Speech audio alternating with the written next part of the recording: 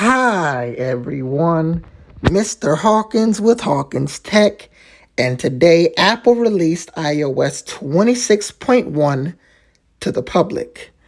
Now what's interesting about this update is I was on the RC release candidate, just like with 26.0, turned off the beta updates, and I seen this update. And I'm going to explain why in just a little bit. But taking a look at the file size, it was around 256.5 megabytes. That is on my product red iPhone 12. Now, this update was released alongside iPadOS 26.1, macOS 26.1, tvOS 26.1, and all of the other updates. Now, let's go ahead and take a look at the build number and talk about what's new. So when I go into General, About, an iOS version, the build number for iOS 26.1, it's build number 23B85. And this is why everyone's seen an update. The prior build number for iOS 26.1 RC, it was build number 23B82. This build number is 23B85. So they must have fixed a bug in the update that was in the RC or something minor. Not enough to release an RC2, but enough to change the build number where everyone gets an update. They did the same thing with iOS 26.0, which is why I got an update. Because typically, when you are on the release candidate RC version, you basically have the final version. You don't get the same update that everyone else gets because you already have it, unless they change the build number and they send out an update for everyone for it to show up on everyone's devices. Now, as far as what's new in iOS 26.1, there was a lot to talk about, so let's get right into it. First thing, within settings, everything is left aligned. This is honestly, without a doubt, one of my favorite features in iOS 26.1 under Siri and search. Everything you see here is completely left aligned in this update. I really love that Apple made this change. Now there is more features within settings. Under display and brightness, we have a toggle to turn off liquid glass. Now, you see here, it tints my icons. And if I turn on light mode, or my notifications rather, but if I turn on light mode, you can see here that they're all light. They kind of look like iOS 18 before liquid glass took over. That's the new tinted option in iOS 26. And you can see here, it dims the wallpaper to make it easier to read under the clear section. Now, back within display and brightness, they have changed the wallpapers for iOS 26 dark and light mode. They even done the same thing under display zoom, which is a really nice feature. Within background security improvements or privacy and security, scroll to the bottom. Under background security improvements, we have an all-new update where you have rapid security updates or security improvements. This is like what was in iOS 16 with the rapid security updates. They're calling it rapid security improvements, or security improvements rather. That is an all-new feature in iOS 26.1 that got released. Now, if I go into camera here, we have an all-new feature because every time you swipe, you access the camera on the lock screen. Well, in iOS 26.1, we have this new feature called Lock Screen Swipe Open Camera. Now I turned it off, and now I swipe, and it doesn't open the camera, though you can still long press to open the camera. That would be good if you're clearing your notifications and you clear them really fast and you tend to open the camera. Now there is another new feature, and this is with alarms. I screenshotted this about a week or so ago.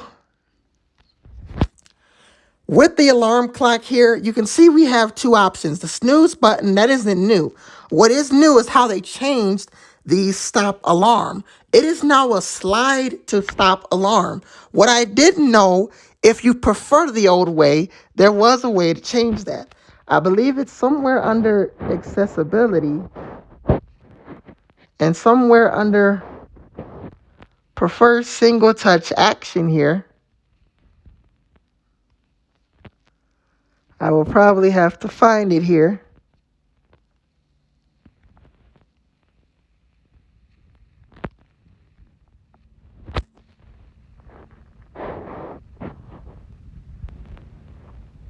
Somewhere under prefer single touch action.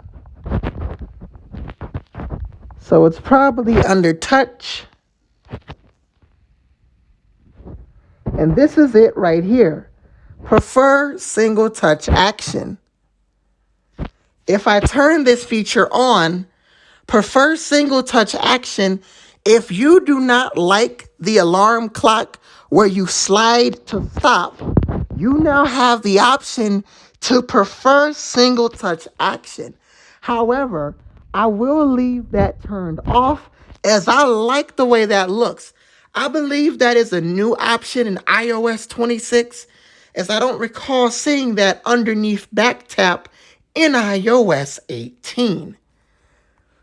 Now, there is a lot of features in iOS 26, some more features to cover, like within video, the pause button is left aligned, and within screenshots, you now have extra space when you view a screenshot photo. Though this doesn't work for wallpapers or widescreen photos, just with screenshots. This was in iOS 18 before they removed it in iOS 18.2. Now, as far as any other features, well, for those who were tired of the bugs and the frustration of iOS 26.0.1, while I myself have not had any problems on iOS 26.0.1, I know a lot of people have had problems. And the problems are with battery drain, lag, and just overall, for some people, a frustrating experience. Well, now iOS 26.1 should fix those issues because this is one of the biggest updates to iOS 26.